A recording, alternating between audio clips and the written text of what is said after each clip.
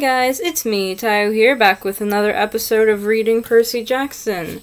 Last week I didn't do it, cause I didn't have the time to, so I wasn't able to, but I can do it this week. So we're on chapter 8, of Percy Jackson, and I don't really have anything to say, so I'll just read. The next few days, I settled into a routine that felt almost normal if you didn't count the fact that I was getting lessons from satyrs, nymphs, and a centaur. Each morning, I took ancient Greek from Annabeth, and we talked about the gods and goddesses in the present tense, which was kind of weird. I discovered Annabeth was right about my dyslexia.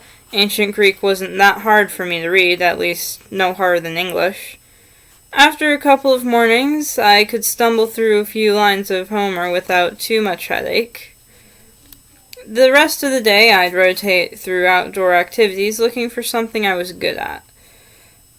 Chiron tried to teach me archery, but we found out pretty quick that I wasn't any good with a bow and arrow. He didn't complain even when we had a decent stray arrow out of his tail. Foot racing? No good either. The wood nymph instructors left me in the dust. They told me not to worry about it. They'd had centuries of practice running away from lovesick gods. But still, it was a little humiliating to be slower than a tree. And wrestling? Forget it. Every time I got on the mat, Clarice would pulverize me. There's more where that came from, punk, she'd mumble in my ear.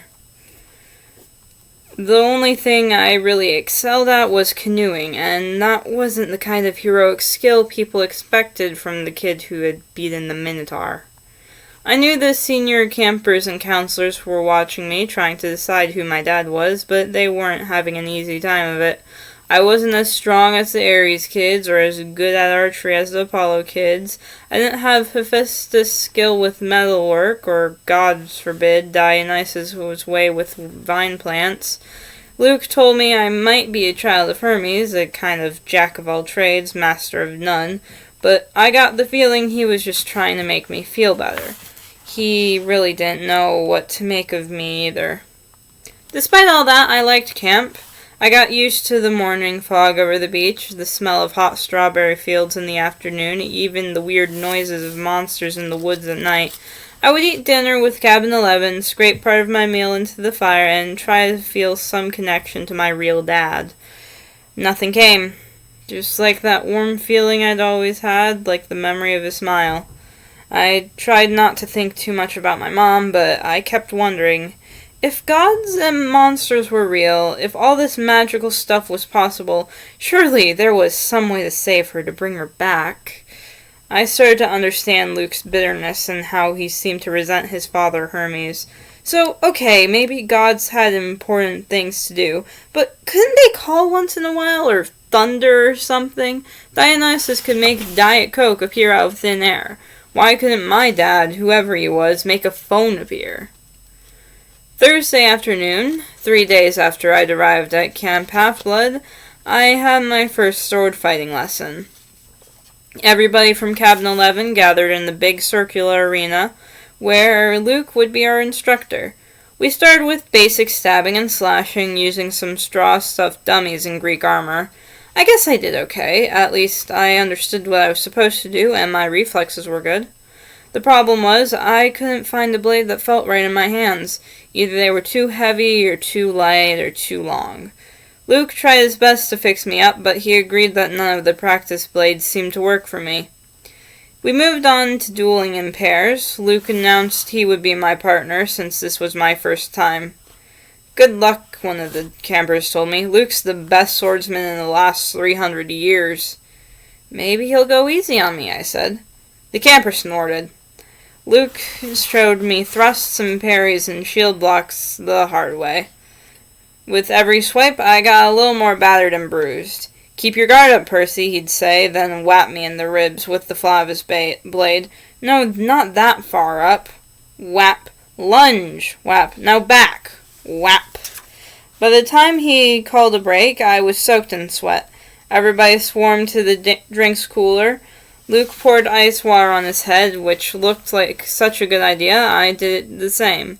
Instantly, I felt better. Strength surged back into my arms. The sword didn't feel so awkward. "Okay, everybody, circle up," Luke ordered. "If Percy doesn't mind, I want to give you a little demo." Great, I thought. Let's all watch Percy get pounded. The Hermes guys gathered around. They were suppressing smiles. I figured they'd been in my shoes before and couldn't wait to see how Luke used me for a punching bag. He told everybody that he was going to demonstrate a disarming technique, how to twist the enemy's blade with the flat of your own sword so that he had no choice but to drop his weapon. "This is difficult," he stressed. I've had it used against me. No laughing at Percy now. Most swordsmen have to work years to master this technique. He demonstrated the move on me in slow motion. Sure enough, the sword clattered out of my hand. "Now in real time," he said, after I'd retrieved my weapon. "We keep sparring until one of us pulls it off. Ready, Percy?" I nodded, and Luke came after me. Somehow, I kept him from getting shot at the hilt of my sword. My senses opened up. I saw his attacks coming. I countered. I stepped forward and tried a thrust of my own. Luke deflected it easily, but I saw a change in his face. His eyes narrowed, and he started to press me with more force. The sword grew heavy in my hand. The balance wasn't right. I knew it was only a matter of seconds before Luke took me down, so I figured, what the heck? I tried the disarming maneuver. My blade hit the base of Luke's, and I twisted, putting my whole weight into a downward thrust. Clang! Luke's sword rattled against the stones. The tip of my blade was an inch from his undefended chest. The other campers were silent. I lowered my sword. Sorry. For a moment, Luke was too stunned to speak. Sorry? His scarred face broke into a grin. By the gods, Percy, why are you sorry? Show me that again. I didn't want to. The short burst of manic energy had completely abandoned me, but Luke insisted. This time, there was no contest. The moment our swords connected, Luke hit my hilt and sent my weapon skidding across the floor. After a long pause, somebody in the audience said, "Beginner's luck?" Luke wiped the sweat off his brow. He appraised at me with an entirely new interest. "Maybe," he said, "but I wonder what Percy could do with a balanced sword." Friday afternoon, I was sitting with Grover at the lake, resting from a near-death experience on the climbing wall. Grover had scampered to the top like a mountain goat, but the lava had almost gotten me. My shirt had smoking holes in it. The hairs had been singed off my forearms. We sat on the pier, watching the naiads do underwater basket weaving, until I got up the nerve to ask Grover how his conversation had gone with Mr. D. His face turned a sickly shade of yellow. "Fine," he said. "Just great." "So your career's still on track?" He glanced at me nervously. "Chiron told you I won a searcher's license?" "Well, no. I had no idea what a searcher's license was, but it didn't seem like the right time to ask. He just said you had big plans, and that you needed credit for completing a keeper's assignment. So, did you get it?" Grover looked down at the naiads. "Mr. D suspended judgment. He said I hadn't failed or succeeded with you yet, so our fates are still tied together. If you got a quest and I went along to protect you and we both came back alive, then maybe he'd consider the job complete." My spirits lifted. "Well, that's not so bad, right? He might as well have transferred me to his stable cleaning duty. The chances of you getting a quest, and even if you did, why would you want me along?" "Of course I'd want you along." Grover stared glumly into the water. Basket weaving. Must be nice to have a useful skill. I tried to reassure him that he had lots of talents, but that just made him look more miserable. We talked about canoeing and swordplay for a while, then debated the pros and cons of different gods. Finally, I asked him about the 4 empty cabins. "Number 8, the silver one, belongs to Artemis," he said. "She vowed to be a maiden forever, so of course no kids. The cabin is, honorary. If she didn't have one, she'd be mad. Yeah, okay, but the other three, the ones at the end, are those the big three?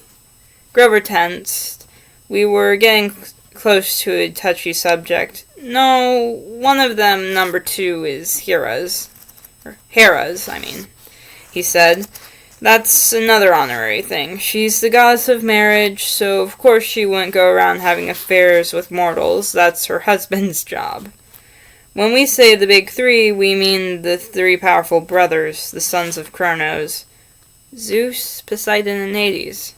Right, After the battle with the Titans, they took over the world from their dad and drew lots to decide who got what.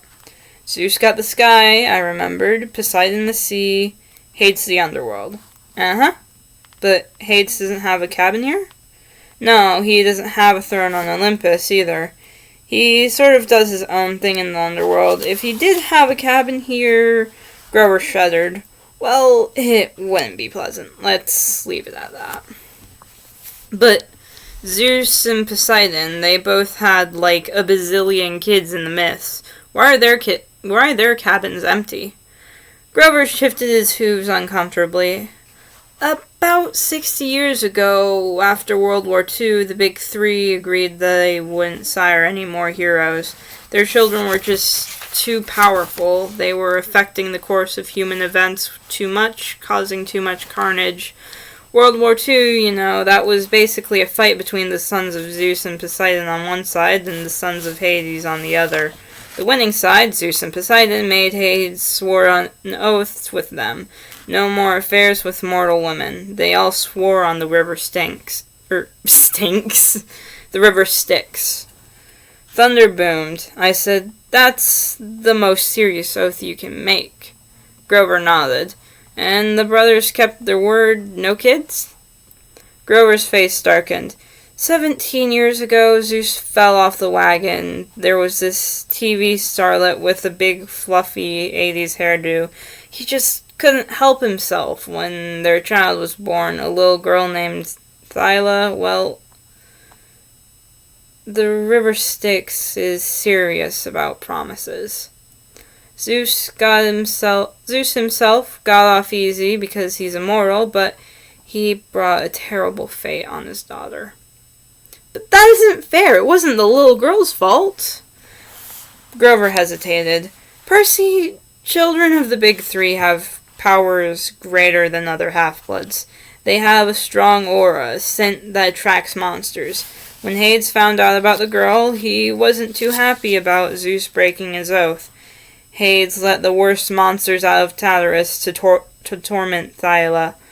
A satyr was assigned to be her keeper when she was 12, but there was nothing he could do. He tried to escort her here with a couple of other half-bloods she'd befriended. They almost made it. They got all the way to the top of that hill. He pointed across the valley to the pine tree where I'd fought the Minotaur. All 3 kindly ones were after them, along with a horde of hellhounds. They were about to be overrun when Thyla told her satyr to go to take the other 2 half-bloods to safety while she held off the monsters. She was wounded and tired, and she didn't want to live like a hunted animal. The satyr didn't want to leave her, but he couldn't change her mind, and he had to protect the others. So Thyla made her final stand alone at the top of that hill. And she died. Zeus took pity on her. He turned her into that pine tree. Her spirit still helps protect the borders of the valley. That's why the hill is called Half-Blood Hill. I stared at the pine in the distance. The story made me feel hollow and guilty, too. A girl my age had sacrificed herself to save her friends. She had faced a whole army of monsters. Next to that, my victory over the Minotaur didn't seem like much. I wondered if I'd acted differently. Could I have saved my mother?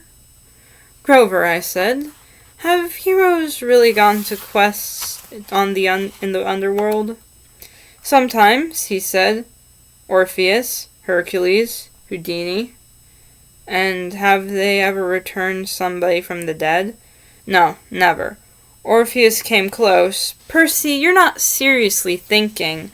"No," I lied. "I was just wondering. So, a satyr is always assigned to guard a demigod?" Grover studied me warily. I hadn't persuaded him that I'd really dropped the underworld idea. "Not always. We go undercover to a lot of schools. We try to sniff out the half-bloods who have the makings of great heroes.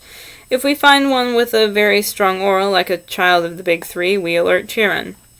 He tries to keep an eye on them, since they can cause really huge problems." "And you found me. Chiron said you thought I might be something special?" Grover looked as if I'd just led him into a trap.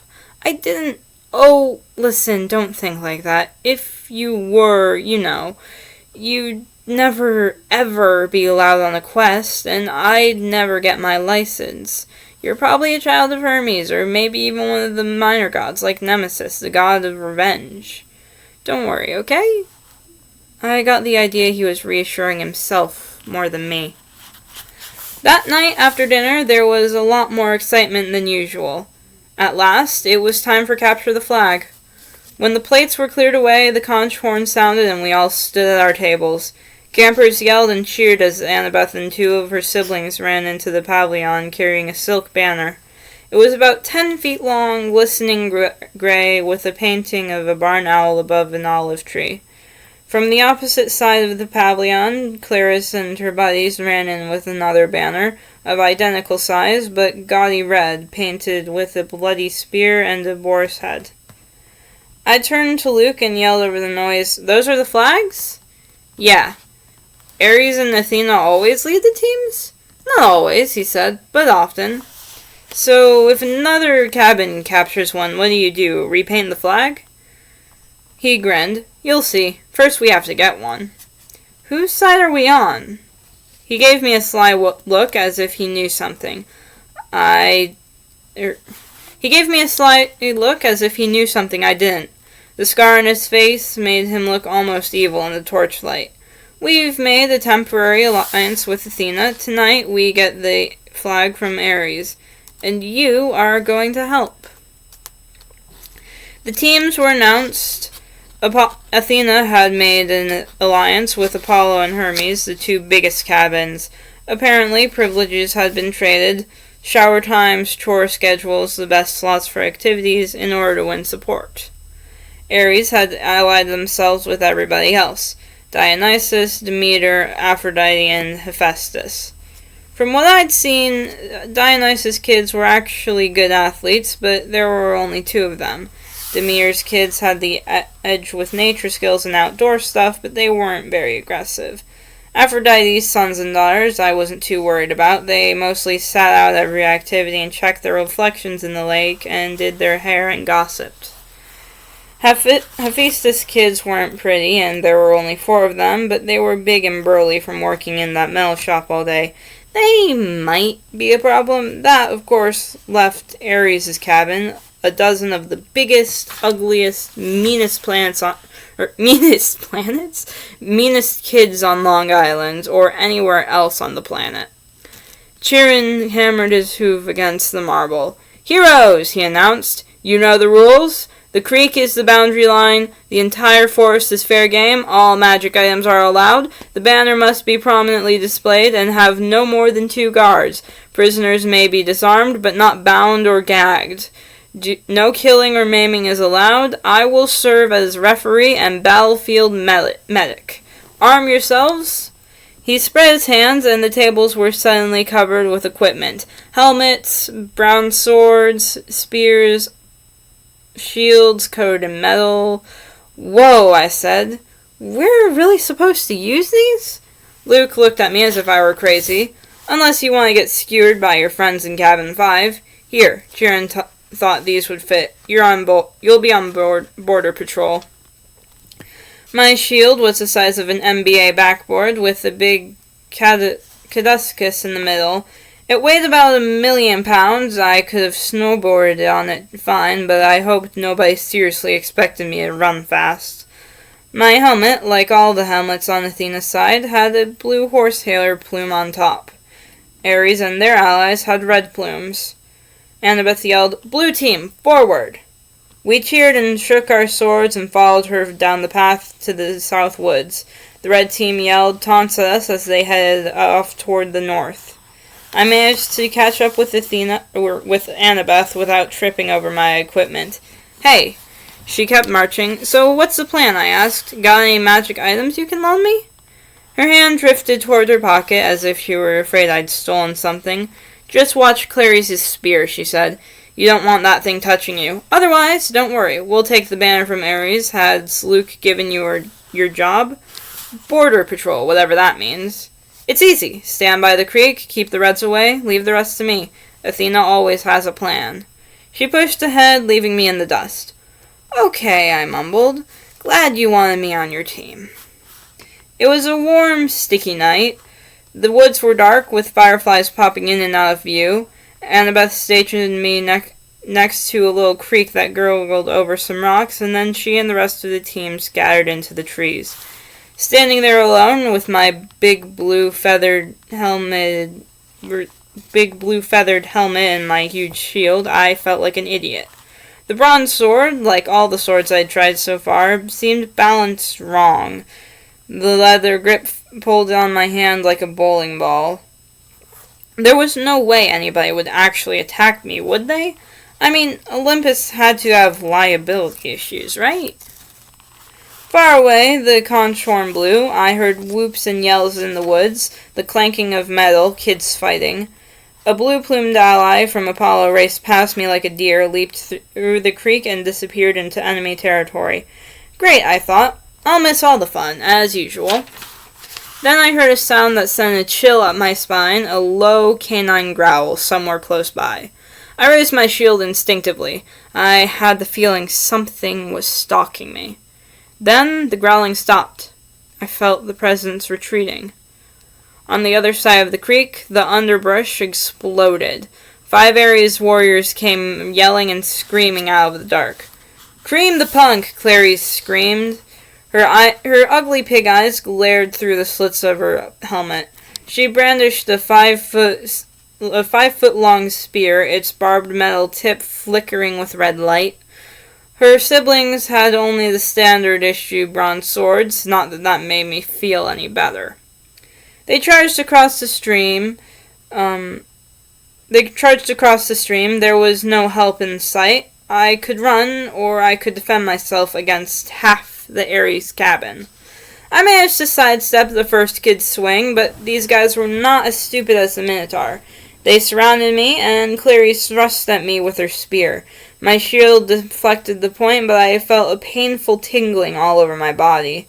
My hair stood on end, my shield arm went numb, and the air burned. Electricity. Her stupid spear was electric. I fell back.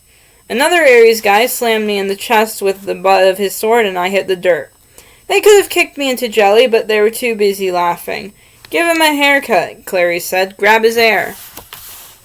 I managed to get to my feet. I raised my sword, but Clarice slammed it aside with her spear as sparks flew.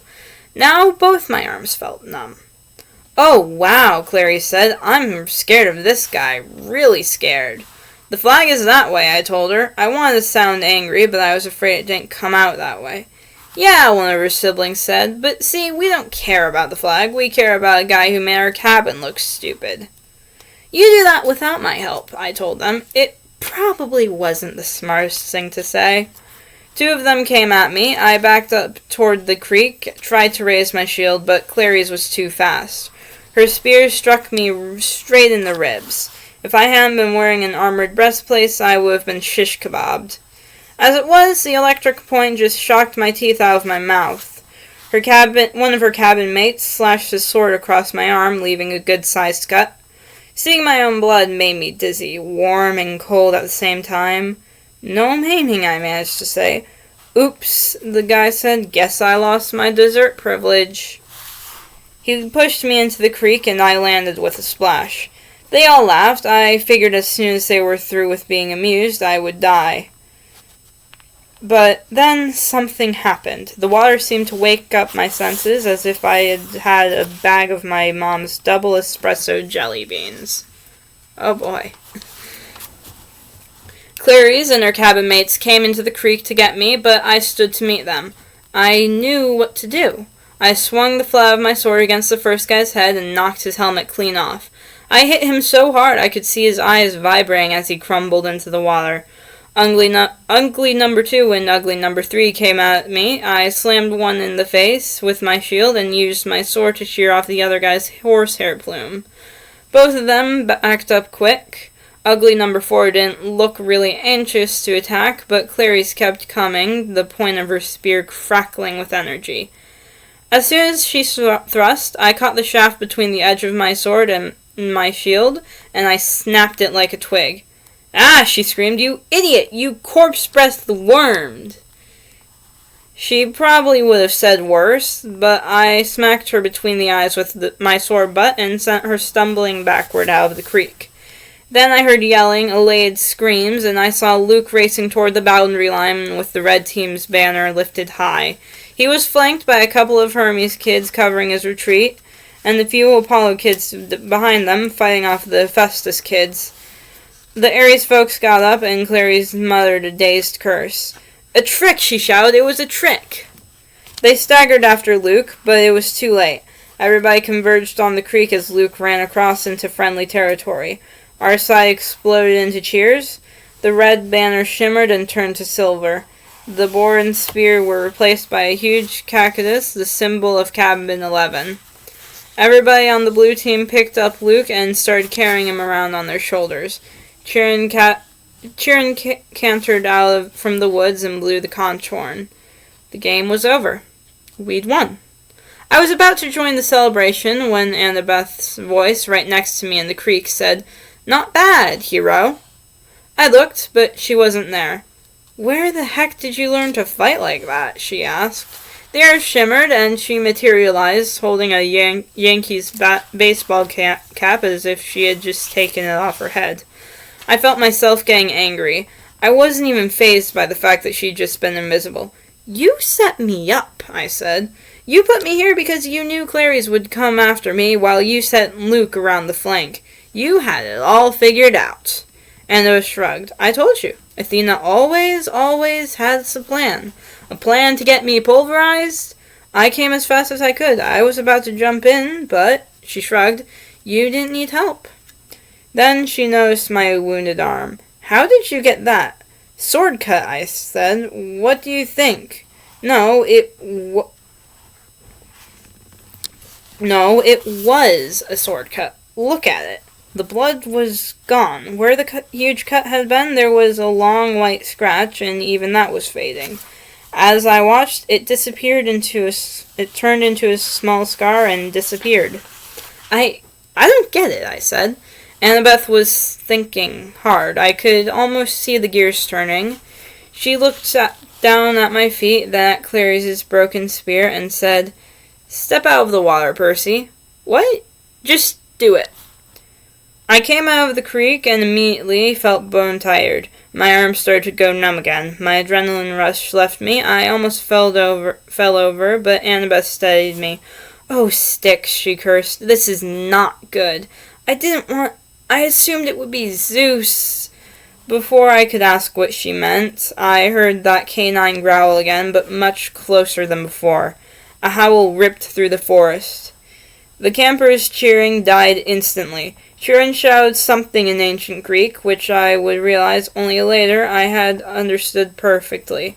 "Stand ready, my bow!" Annabeth drew her sword. There on the rocks just above us was a black hound the size of a rhino with lava-red eyes and fangs like daggers. It was looking straight at me. Nobody moved except Percy, who yelled, Nobody moved except Annabeth, who yelled, "Percy, run!"